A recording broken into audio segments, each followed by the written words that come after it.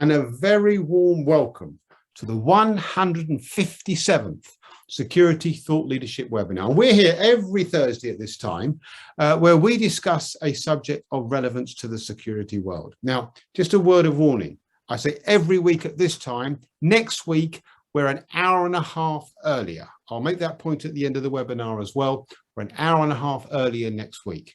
But this week, we're here, and the subject this week is about horizon scanning. How good are we at predicting the future? Now, this is a bit like the Holy Grail. If you can predict the future well, you can plan accordingly. And there are many ways of doing this, and there are many perceptions of it. And today we've got two experts who are going to be offering their views, coming up very different perspectives and getting onto the subject matter from very different routes. So in a minute, I'm going to invite them both to introduce themselves. And once they've done that, we'll invite them each to make an opening statement. That's 3 minutes when they get to say whatever they want to say about the subject matter. If you'd like to ask a question, I would encourage you to do so early.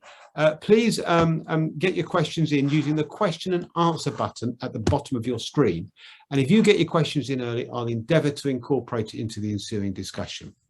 So without further ado then, let's go and meet our panellists. And first of all, let's go and meet our academic, Paul. Paul, please introduce yourself. Hello, everyone. I'm Paul Ekblom. I'm Emeritus Professor of Design Against Crime at University of the Arts, London, and also visiting prof at the Department of Security and Crime Science, UCL, where I work, among other things, with the Dawes Centre for Future Crime. For a long time, I was a social researcher in the UK Home Office, focusing on crime prevention. And before I ventured off into the world of design, my final role in the Home Office was in their Central Intelligence Hub, so-called. Paul, thank you very much. One thing I will say about Paul, he didn't say it, in the Handbook of Security, which is coming out in May, there's a chapter on horizon scanning, and it's written by Professor Paul Ekblom. So Paul, very, very warm welcome. Thank you very much indeed. And I was going to say, and over to Washington to meet Masseh, but believe it or not, he's in London. Masseh, please introduce yourself. Thank you, Maureen. Paul, always good to be in the panel with you, and good day to everyone. My name is Masseh Tahiry, currently a director at a small boutique firm called Pallas Advisors, DC-based, where we invest and advise tech companies who are looking to solve national security, really global security problems. Before then, I spent several years leading the disruptive tech portfolio futures and foresight firm called Software Associates. And it was there where we worked with a variety of commercial organizations and public sector organizations, really exploring their features, the implications, and what they would do to respond, react, and ultimately prepare for those changes. So looking forward to the discussion here today. Thank you very much indeed. And so two experts in this, and as I say, come at this from different directions. So without further ado then, let's hear what they've got to say. 3 minutes where they make an opening statement where they can say whatever they want to about the subject matter. And don't forget, get your questions in early, and we'll endeavour to incorporate them in the discussion that follows. Paul, your opening statement, please. Right. Well, reacting to crime problems as they emerge is important, but there's usually a lag, maybe years with infrastructure before you can roll out a response, and retrofit solutions can be clunky. This makes anticipation vital. Moreover, we're in an arms race.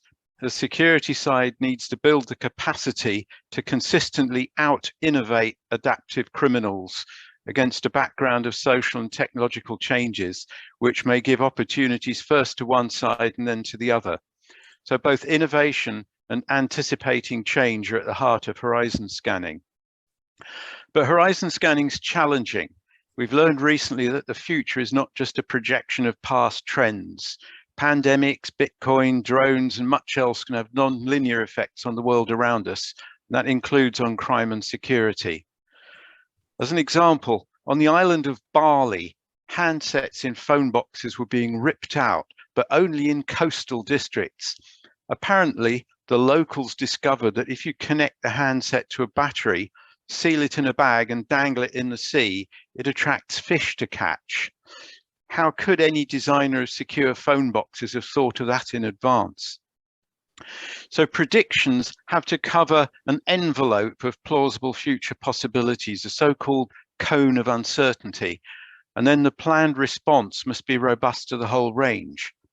The main thing is to broaden the imagination of strategists and operations planners to what may be coming down the road. Of course, if a security organization or their client have a clear idea of where they want to go, they can act in ways that make the desired future more likely to happen. Horizon scanning is used throughout public and private organizations. The UK Government Office for Science has had an ambitious program for over 20 years. I was involved in its projects on crime in general, cybercrime, and the crime dimension of intelligent infrastructure. The Home Office continues to undertake futures work, for example, currently with their accelerated capability network. The police and others have an ongoing horizon scanning group on vehicle crime. And even charities working, for example, on domestic abuse have become involved in futures planning on how new technologies can be used to help survivors or misused against them by perpetrators.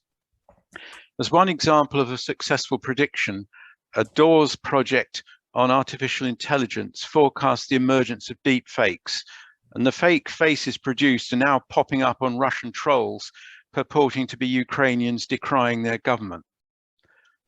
Horizon scanning is hard because there's obviously no firm empirical data, but we can make it more rigorous. We can declare assumptions, we can seek a diversity of views and see whether experts agree or disagree over forecasts. And we can use a range of tools and techniques in a disciplined way. We can also draw on tested theories and process models from crime science to make forecasts more plausible and better structured. And here I should plug the module on horizon scanning that the UCL DAWS Centre delivers within its Crime Science Masters. And we can boost our imagination by reading or watching sci-fi. I thoroughly recommend the Black Mirror series. Paul, thank you very much indeed. And actually, this sci-fi reference was going to come up in one of the questions someone sent me in advance, but I'll come to that in a minute. Don't forget, if you'd like to get your questions in early, use the question and answer button at the bottom of your screen, and then we'll endeavour to incorporate it. And Masseh, there's a slight issue on the line, so if you could just speak a little bit slower, that would really help us. Masseh, can we have your opening statement, please? Sure thing, Martin. Was that feedback for me? Yes, please. If you could just speak a little tiny bit slower, because it's just a little tiny bit slurred. Okay, no worries. Thank you, Paul, for the opening remarks. Certainly a fan of Black Mirror. So to start out with, in some of the themes here, I think Paul and we are aligned. The modern world is certainly plagued by wicked problems. And so where you have wicked problems, you can no longer rely on past experiences or solutions, really with a fixed mindset. So there's this narrative of fluid intelligence. Really, at the root is imagination. And Paul mentioned imagination a few times. In many discussions in foresight, tabletop exercises, scenario planning, it is very much likely you have heard a reference or someone has referenced the 9/11 Commission report from 2001. And we all know what the major issue of the failure, rather, was lack of imagination.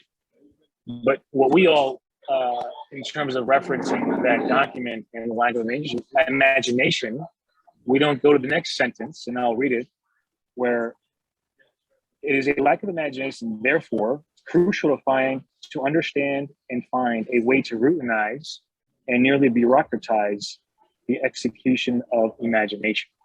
And so as we look at horizon scanning and just broader futures and foresight, appreciating imagination, how you go about it in a methodological way is very much important. And that'll really structure and really expand your ability to better understand possible outcomes. And when I hear about predicting the future, or how do you predict the future, is it possible, et cetera, it really isn't, the goal shouldn't be prediction. Rather, it should be exploring possible outcomes and their implications and what you as an individual and organization will do about it. So that's sort of a broad strategic framework to apply, whether it's in risk management, crime prevention, understanding the future of technology, social engagement, et cetera. And so a few things that I'm looking at or assessing in terms of drivers of those changes, I think we're increasingly seeing this movement towards frictionless experience. Of course, the last 2 years it's accelerated, but in terms of data platforms integrating with one another, interoperability taking a new phase, what does that mean in terms of data privacy and security? I think is one aspect of it. The other one I would say is personalization of the individual, right? I think the tokenization of our data. Of course, everyone's heard about Web3 in terms of building, owning, creating your portion of the internet. What does that look like in terms of managing risk and really identity risk management? And then finally, to that point, to throw a little bit more, not to get into the fad, but increasingly we're seeing realities, right? There I say metaverse, and so these new worlds. How do we define security? How do we do security? Because it's a bit different from how we are today. So looking forward to the questions here and pulling the thread in a piece of these areas across the board. Thank you very much indeed, Masseh. Really, really interesting. Okay, so we've got lots of questions coming in, lots of issues cropping up. Let me go first of all to Ewan Grant. And Ewan regularly contributes questions to this debate. And the question I'm going to come to you first, Paul, if I might. And it's about what indicators, I mean, where do we look for good methodologies? And I'll come to you straight after, Masseh. Where do we look for a good methodology for horizon scanning? Is there such a thing, Paul, as a best approach here? Or does this vary with the requirements and vary with the context? Paul, just your thoughts on this. Yeah. Well, it's very much horses for courses.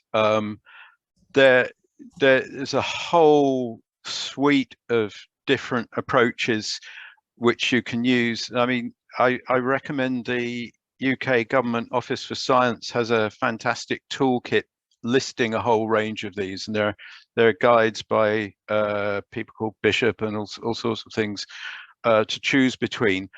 There's no one perfect approach.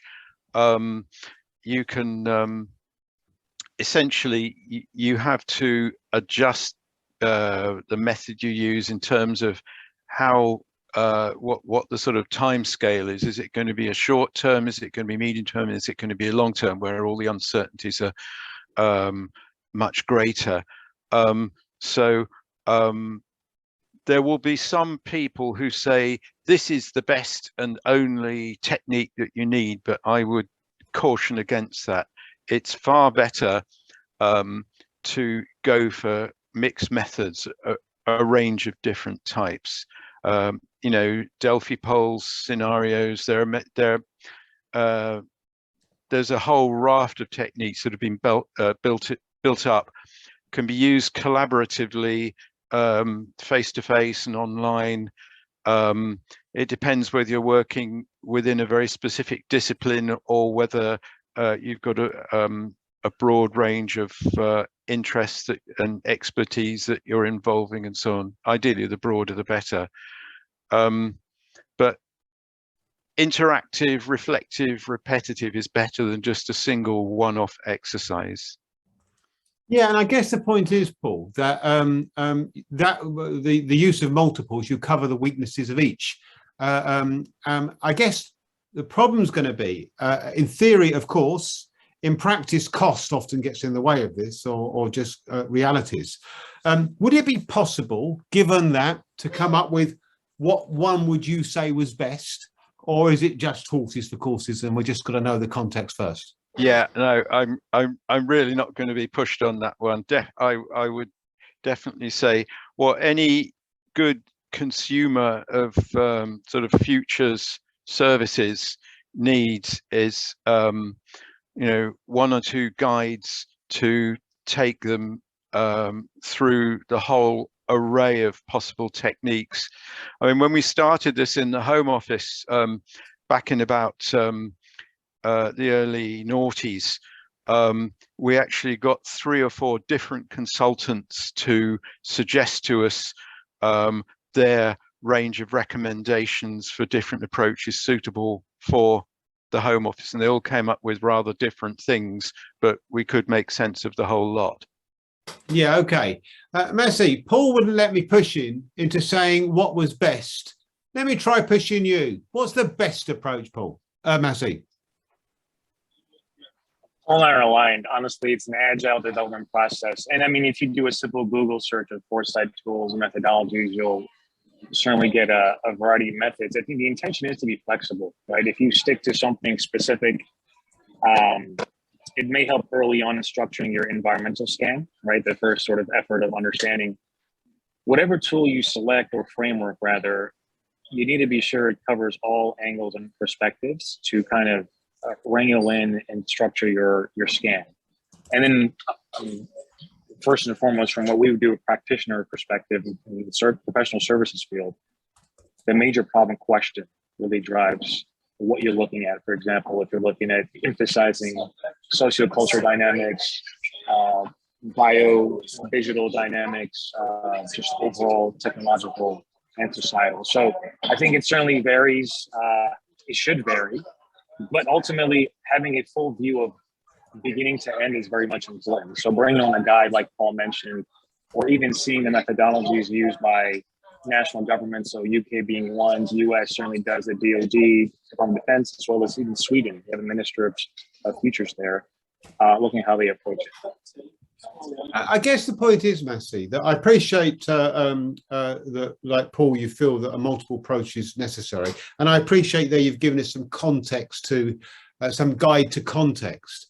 I guess the point is that, do you think that it is possible to do this meaningfully? And I'll tell you what's in my mind here, and I'll come to Paul straight afterwards, that of course we can speculate on the future. Of course we can use different approaches. But I'm minded by that great quote by Henry Ford, that if I'd given the people what they wanted, I'd have given them faster horses. I mean, how possible is it to think of the things that are less predictable, that are the biggest reason really, Masseh, to want to do it? Masseh first. I think it's certainly possible here. And just while you were sharing that quote in your question, it got me thinking about sort of these modern day innovative organizations, right? So for example, I take a look at their research and development budget sizes. Amazon in year 2020 spent about $43 billion, Apple $18 billion. The reason why I highlight research and development, because part of research and development process, there's an exploratory aspect of it. When you look at horizon scanning, future foresight, the exploration is critical. And so if you look at some of these organizations, how they're able to innovate and push us as consumers into new realms is in fact giving them a car versus a horse. And so, you know, some may call it futures, foresight, horizon scanners, others just look at, hey, market changes. But ultimately, I think that's sort of the perspective there.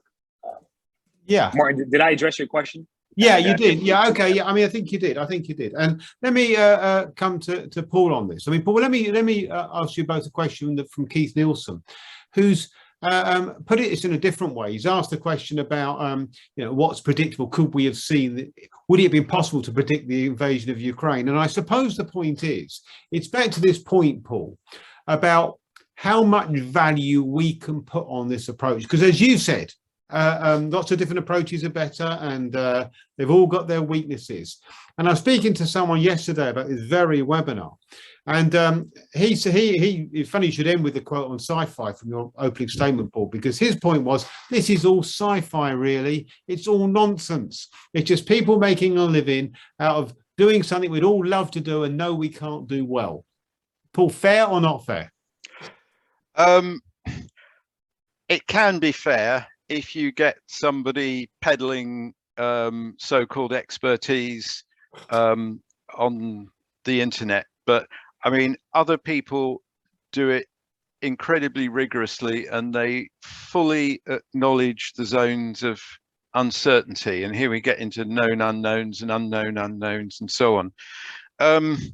So yeah, I think that's a fair statement. If I could just go back to Henry Ford, he said history is bunk as well. So he's got the future and the past covered, both in a rather acerbic way. So, I mean, we're talking about imagination. We're talking about techniques to expand people's thinking, and this is very much like creativity and brainstorming, where you have people not just reacting to sort of dry items about some new technology in a newspaper or you know, a sort of science feed or something like that, but bouncing ideas off one another. With crime particularly, the important thing is, you know, what I've called in the past sort of think thief, or more generally think perpetrator. Put yourself in their shoes, and for some new technological advance, like, you know, a few years ago it was drones, how can I misappropriate or steal this? How can I mistreat or harm this? How can I misuse this as a tool for crime? How can I misbehave with it? How can I mishandle it, for example, by tweaking its geofencing so that it can actually go close to airports when it's not supposed to, all that sort of thing. So there will be genuine criminals, terrorists and so on thinking about these affordances now, and they will be generating the future. And if we can learn to think a bit like them, have this sort of dirty mind, if you like, for criminal exploits of new technologies, new services, new products and so on, then, you know, we can at least try and keep up with them. Not all of the things will happen. I mean, there was another example where, you know, some years ago when we had the switch from analog to digital TV, the need was judged to be important for set-top boxes, which would convert analog signals to digital signals so people could continue to use their old TVs. Well, just imagine if, say, governments had pressurized the manufacturers to install these capabilities everywhere at great expense, and then suddenly the TV service providers, the sort of forerunners of Netflix and Amazon Prime and so on, started giving away these set-top boxes free, so they were no longer a hot product, so nobody wanted to or needed to steal them. So you know, there is a risk of getting it wrong, but in every forecast you have to think, you know, what's the error of getting it wrong, or what's the error of failing to get it right? Yeah, okay, thank you very much indeed. That seems a good entry to you, Masseh, because I guess the point is, it's the unknown error factor which slightly leads some to think this is science fiction, and we shouldn't place too much weight on it. I mean, is this a credible, in your view, a credible approach to take? Is it one where we can manage the risk factors sufficiently, we can put some value on it to at least render this a credible approach, one that people would want to do meaningfully? Masseh, your thoughts on that? Absolutely, Martin. Absolutely. I think the challenge here is, and I've worked with a variety of organizations, sports, national sports leagues, to government agencies and big tech companies on this. The challenge I come across when I'm sort of with the team, the guide through this foresight process, is that too often it's stuck in the office of the strategists. And when you have practitioners and users on the field, on the front lines, usually their reaction is, well, you guys got it wrong. This is unnecessary and unuseful. And so really, how do you go about that and breaking down those silos to bring in diverse perspectives and thinking? Right? There's an exercise in thinking. So you must bring in different types of backgrounds, expertise, and insights, and create more of, and I mentioned agile earlier, but this ongoing process. Well, you have to appreciate you won't get it right. That's part of the exploratory nature of it. We're human beings. But the intention, and I mentioned this in my opening comment, is explore possible outcomes, different scenarios. And what we used to do is create future worlds. And, you know, two would be on different extremes. There's an entire methodology behind it.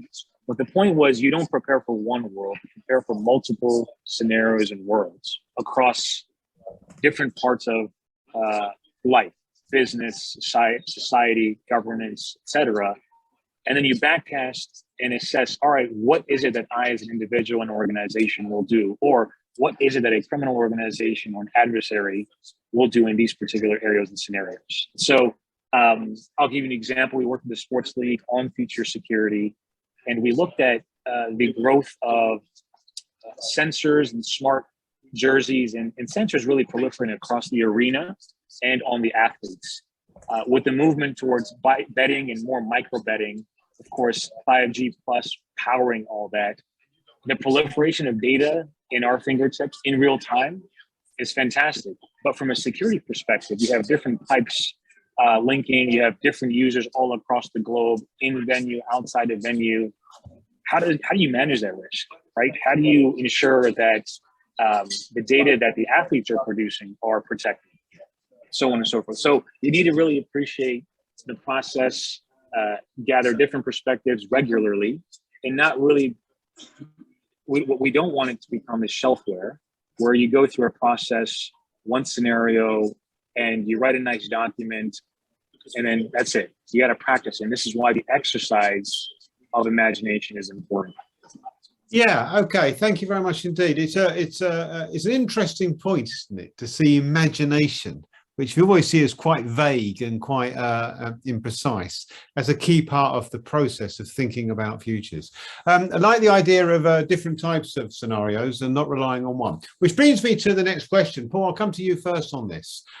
Michael Gibbs, a former panelist, and he was the one who said Masseh would be a good panelist. He was right. And Michael says this question, Paul: future scanning is often pro forma exercise that hypothesizes three projected futures. One, more of the same of today. Two, an apocalyptic future. Or three, somewhere in between. And everyone picks number three, somewhere in between. It's the safe bet. Then we can say we did it and move on. And I guess, do you agree that that's the default position? And I suppose Michael's question is, how can we avoid it? Is there a way of avoiding that sort of scenario? Paul? Yeah, well, I mean, if you go back to the so-called cone of uncertainty, you have a kind of continuum from business as usual straight down the middle to what you could call plausible alternative futures. And you won't just get one of those.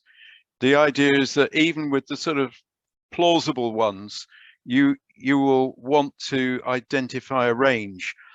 And then you get extremes. And I mean, for all we know, some of these extremes could happen. We're thinking about that with climate change at the moment. You know, maybe we have a 2.5 meter sea level rise by 2100 or something like that. It's these kinds of extreme risks have been sort of handled in the you know, the infrastructure world for years, in terms of, for example, building an oil rig to tolerate a 100-year wave, you know, once in 100 years.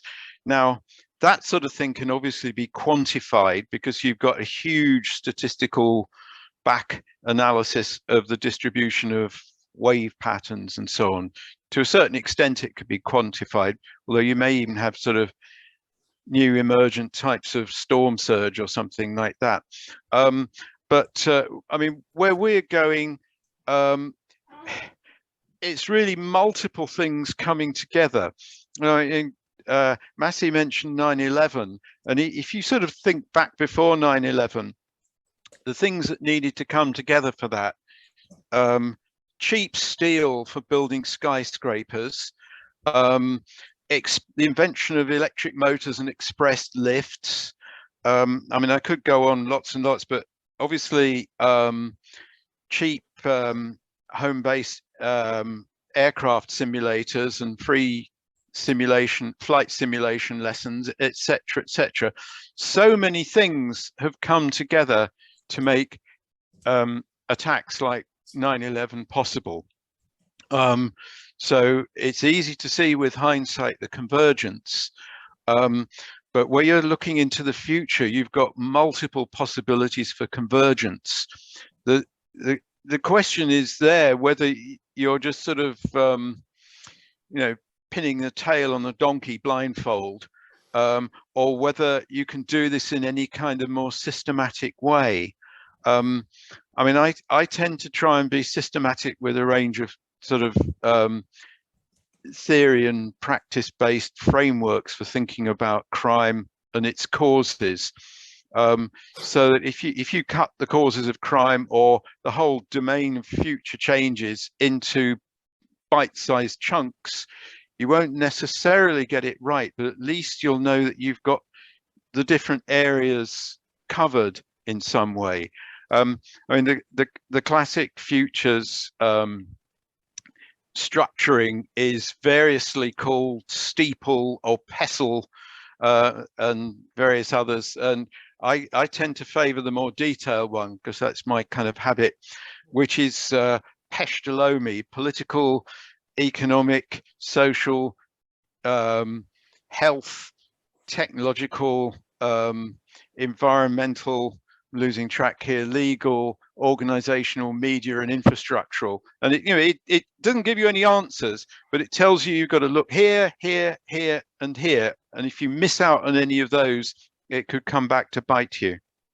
But of course, any one of those could occur in any combination. Yeah. To create any type of scenario. And I guess therein lies the sort of why some people just don't go with it, Paul. It just seems so abstract, so too many possibilities to be meaningful. Yeah. And I mean, some of the futures thinking processes try and systematically generate large numbers of scenarios or possibilities, not just the standard 2x2 grid, giving you 4 different scenarios to consider. There's something called morphological analysis. I don't know if Masseh is familiar with that one, but it's I think it derived from astronomy or something, where you actually consider you generate large numbers of dimensions, and then you get people to systematically work through them. So you actually focus on a limited set, which are the most likely, and then you work your way through, this reduced set, but still quite a large set of permutations and combinations. But I mean, there is only a certain amount of brain space and time which busy people can do on this. I remember one of the teams that worked for the Home Office, they came up with a very highly structured sort of future scanning approach, and I was you had to think through so many different combinations, and it took several hours. And there was I sitting about 6:30 in the morning while my son was ploughing up and down Sidcup swimming pool in his swimming team, trying to grind my way through these systematically, and whilst breathing in chlorine fumes. And it was not a comfortable thing to do. So you somehow got to balance doing something really, really systematic with something which is sort of leaping about like a mountain goat from peak to inspirational peak. Yeah. Okay. Really, really interesting. Masseh, let me come to you on this, because this sense in which it's very easy with this just to go for the safe option. As Michael Gibbs would say, you don't want to go to the extremes, so you pick the safe one. Do you agree that's a danger? And your thoughts about how we make sure that we avoid it? As Paul says, there are infinite possibilities. He didn't say infinite, but there are so many possibilities for the future. Your thoughts, Masseh? Yes. So how we actually unshackled folks from that bias of threes that we as human beings are wired. We start out with 8 scenarios, part of our 3-dimensional analysis, and looking at the drivers of change across each extreme. And we reduce that to 4 worlds, 4 scenarios. By default, you break away that choosing in the middle situation issue. And so I think we sort of a tactical response to that question. But there's a thread I'd like to pull here, and Paul kind of started it. I think it's how, the shift from how we used to do horizon scanning and foresight and futures to today and moving forward. There are a lot of different types of tools and methods that are ancillary to the discipline here. So creative facilitation techniques, for example. Gaming has been used in the past, but now how do you use these virtual platforms with a combination of the human machine type engagement to explore these scenarios for them to really appreciate, wow, this is actually possible. We worked with a US telecom organization with a variety of Midwestern US telecom operators, helping them understand the future operating environment and really their business becoming obsolete.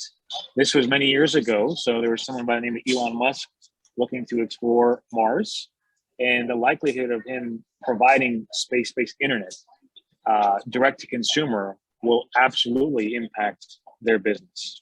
And so it was a process to get them from first understanding it and to actually seeing the impacts. And so we adopted different types of creative facilitation techniques so they can actually see and experience the impacts. Yeah, it's interesting you should say this, Masseh, because my next question was going to be, and this was one that we got in advance, about what the future of this looks like.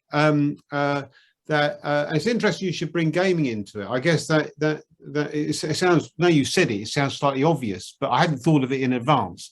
But I guess that sort of technology is going to add all sorts of possibilities. Can you see, presumably, in helping imagine the future? Masseh first. So I think you can. Again, it's how you structure it, right? I think the purpose statement or question up front is really the guide. You can absolutely lose many hours of just diving into rabbit holes, but really, continuously asking yourself why, how does this have to do with our desired outcome, et cetera. So using different types of gaming, I think, to your question, Maureen, is it possible to still control it? Absolutely. I think, and this is where the team that's planning the exercises and the methodology comes into play. Yeah, I mean, I guess just sticking with you a second, Masseh, just to pick up on this. The more that you're talking, the more I'm realizing the enormity of the skill set in managing this well. And in fact, I was just before we came on air, I was approached about a project that potentially about futures. It's not going ahead as it happens, because there is this sense in which it's the skill sets involved are quite distinct. And the more I'm talking to you, that maybe part of the problem with this, it's easy to see how you could leave it in the hands of risk analysts or strategists, when it sounds like there's a real distinct skill set needed to do this well. Masseh? I would agree, yes, and experience, but using those specific practical futurist or horizon scanning skill sets to guide a larger group who are not well versed is where the magic happens. Yeah. And I think that's where you break down barriers internally. If you bring in folks from the field who are seeing how threat actors are behaving, usually the scenario planning, the war gaming, the futures analysis happens at a very high level C-suite, and it's really amongst boards. I mean, I was in those rooms. What happens, the gap is, all right, what are your team members on the field experiencing and seeing? Because again, fundamentally, understanding how human behavior will change is important to understand the future, right? So. Yeah, okay, let me ask you, thank you. Paul, same question to you. I suppose it's about what the future of this might look like. And I wonder whether you've got any thoughts about where this is all going or where it could or should go going forward. Paul?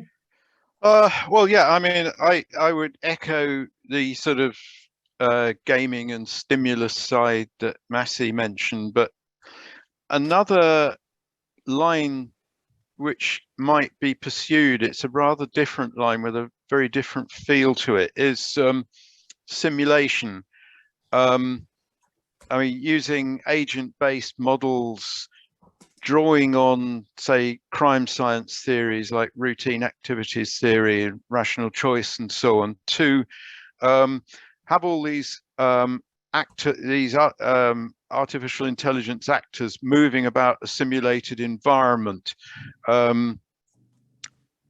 essentially playing out the interactions of the theory. Because there's one thing that we're poor about in social science, which is bringing all the theories together and thinking about how they all interact. I mean, everybody's quite good at pursuing one theory at a time and testing one theory, but trying to work out how they all come together is really challenging.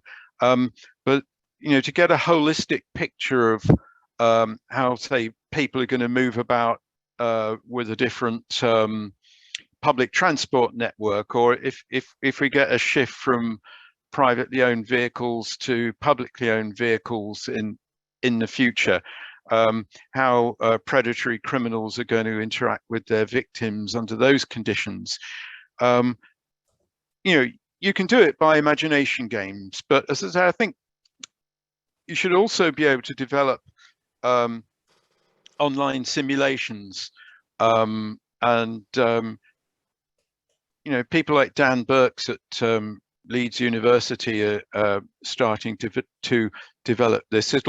The two approaches will need to be heavily complementary, of course, and then you might also bring in virtual reality, so that any teams getting together on horizon scanning exercises could all view the same thing, whether it's a simulation or whether it's sort of a real set of experiences, or whether it's a group of actors portraying a scenario or something like that.